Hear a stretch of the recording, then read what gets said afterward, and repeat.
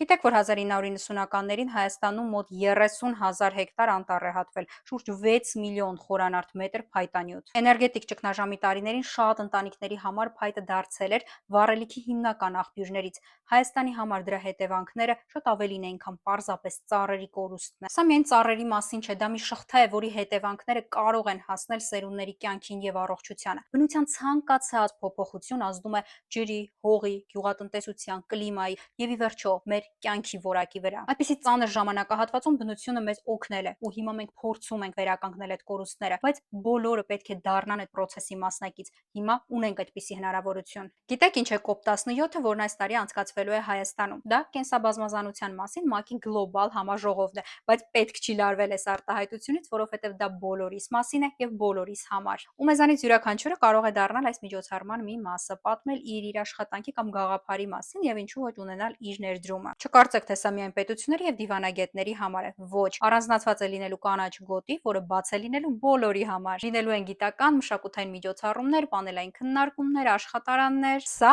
բացառիկ հնարավորություն է։ Դուք կարող եք լինել ոչ միայն այցելու, այլև անմիջապես մասնակից, եթե բնապահպանական թեմաների շուրջ նորարարական գաղափարների հեղինակ եք, կամ ձեր գործունեությունը նպաստում է բնապահպանությանը, ներկայացրեք հայտ։ Իսկ եթե բիզնես ունեք, սա հնարավորություն է ներկայացնելու ձեր աշխատանքն ու լուծումները միջազգային լսարանին, մասնակցելով ցուցահանդեսին։ Այնպես որ եթե ունեք ասելիք, գաղափար կամ բիզնես, որը նպաստում է ավելի կանաչ ապագային, միացեք COP17-ին։ Ամրագրեք ձեր տաղավարն ու դարձեք գլոբալ խոսակցության մասը։ Իրականում ծառը հատելը րոպեների հարց է, բայց բնությանը հասցված վնասը վերականգնելը կարող է տասնյակ տարիներ տևել, իսկ որոշ դեպքերում նույնիսկ հարյուրավոր տարիներ։ Բնության ապագան որոշվում է այսօր, իսկ դրա մեջ մենք բոլորս ունենք մեր բաժին գործողությունը։